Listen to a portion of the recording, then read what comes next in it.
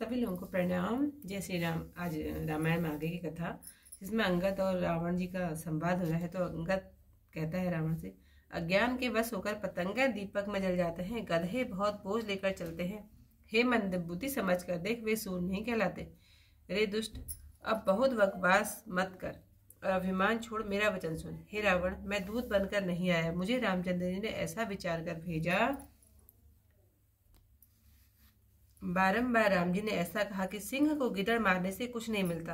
प्रभु श्री राम जी के वचन, यह वचन मन में समझकर, हे सठ, मैंने तेरा कठोर वचन सहा है, नहीं तो मेरा मुंह तोड़कर सीता जी को जबरदस्ती ले जाता।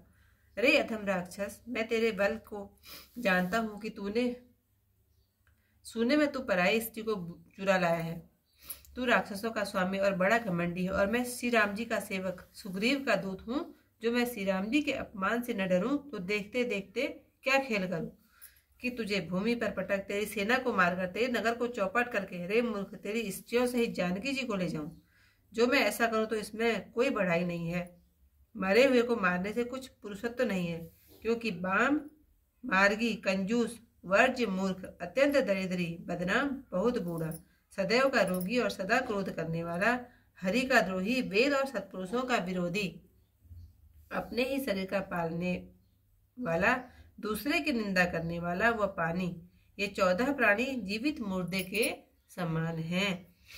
ऐसा विचार कर, अरे दुष्ट, मैं तुझे नहीं मारता, परंतु अब तू मुझे रीस मत दिला, मतलब गुस्सा मत दिला। यह सुनकर क्रोधित हो रावण दांतों से होंठ दबाता और हाथ मलता हुआ बोला, रे नीच बंदर, तू अब मरना चाहता है?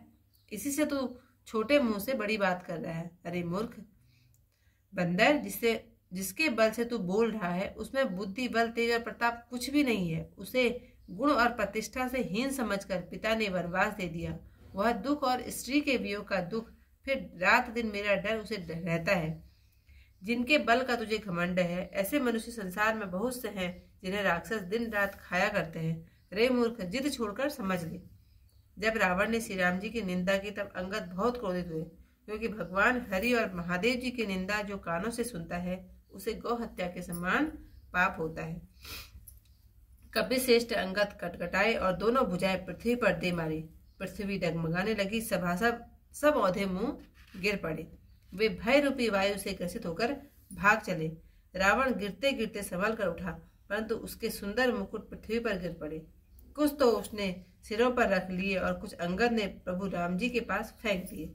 मुकुट आते देखकर बंदर भागे और बोले, हे विधाता, क्या दिन में तारे टूटने लगे? अथवा रावण ने क्रोध कर न फेंका है? ये 4 वज्र बड़े वेग से दौड़ते आ रहे हैं। प्रभु ने हंसकर कहा, जी मैं डरो मत, ये न उल्का है, न वज्र है, न केतु है, न राहु है। यह रावण के मुकुट अंगद के फेंके हुए आ रहे हैं। कूदकर हनुमान जी ने उन्हें पकड़ लिया और प्रभु के पास लाकर रख दिए। रीछ बानर उनका तमाशा देखने लगे। उनका प्रकाश सूर्य के समान था। वहां रावण ने क्रोध करके कहा, इस बंदर को मार डालो, भागने न पावे। इस प्रकार सब जल्दी दौड़ो और जहां रीछ बानरों को पाओ खा जाओ। सब जाकर पृथ्वी को बंदरों से सूनी कर दो और दोनों तपस्वी भाइयों को जूते जी पकड़ लो। तब कोप करके अंगद जी बोले, तुझे गाल बजाते लाज नहीं आती? हे निर्लज कुलनाशक, गला काट कर मर जा। मेरा पराक्रम देखकर भी तेरी छाती नहीं फटती? अरे स्त्री, चोर, कुमार्गी, महापापी, मंद बुद्धि और कामी, तू सन्निपात में व्यर्थ बकबक करता है। अरे दुष्ट नरभक्षी, तू काल के बस हो गया है। इस राम निंदा का फल तू आगे पावेगा, बानर और रिछों की चपेट लगेगी। अरे अभिमानी, श्री राम जी मनुष्य हैं, ऐसी बातें कहते तेरी जीभें नहीं गिरती?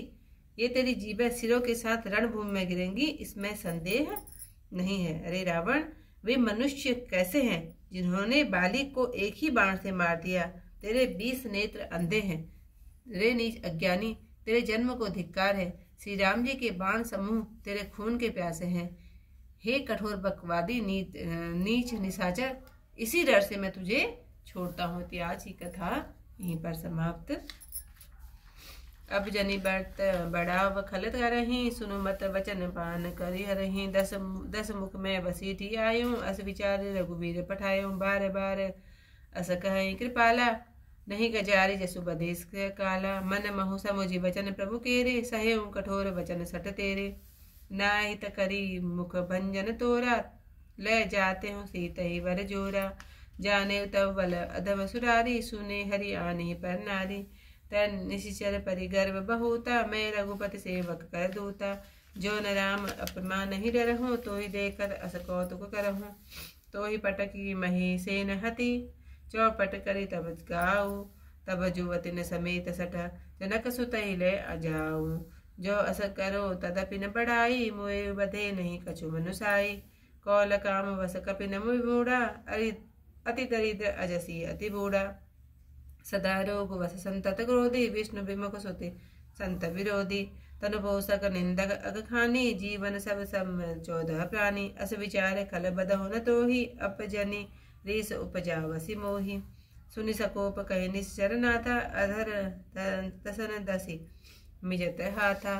रे कपि अधम मरन तब अब चाहसी, छोटे वदन बालवती कहसी। कटुक जल पसी जल कपि बल जाके, बल प्रताप बुद्धि तेज न ताके। अगुन अमान जानी तेहि, दीन पिता वनवास। सो दुख अरुण जुवति विरह, पुनि निज निसि दिन मम त्रास। जिनके बल कर गर्भ तुहि, ऐसे मनुज अनेक। खाए निशाचर दिवस निशि, मूढ़ समझ तज टेक। जब ते कीन राम कैरीना, क्रोधवंत अति पयऊ कबिंद।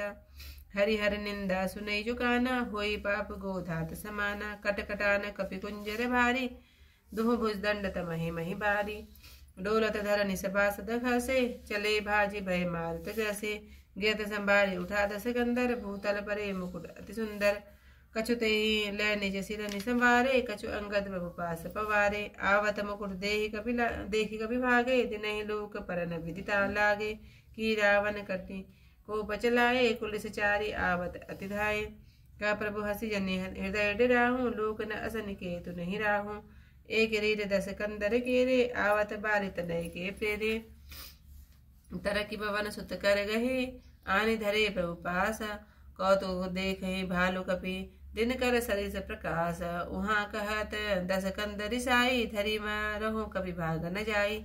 एहि विधि वेग सुबट सब धावहूँ, खाहु भालु कपि जहाँ पावहूँ। मरकट हीन करहूँ मही जाई, जियत धरहूँ तापस दो भाई। पुनि सकोप बोले जुग राजा, गाल बजावन तो हिन लाजा। मरुगर काट निलज कुल घाती, बल बिलो के विह रति नहीं छाती। रे त्रियर चोर कुमार गामी, खल मल राशि मंदमति कामी। सन्यपात जल पसि दुर्वादा, भय सिकाल वस खल मनु जादा। या को फलु पावहि वो आगे, वानर भालु चपेट नि लागे। राम मनुज बोलत असबानी, गिरहि न तब ससना अभिमानी। गिरिहि रसना संशय नाही, सिरनि समेत समर मही माही। बाली बध्यो जहि एक सर, सो नर क्यों सस कंदा। दिग तब जन्म कुजाति जड़ा, विषम लोचन अंधा।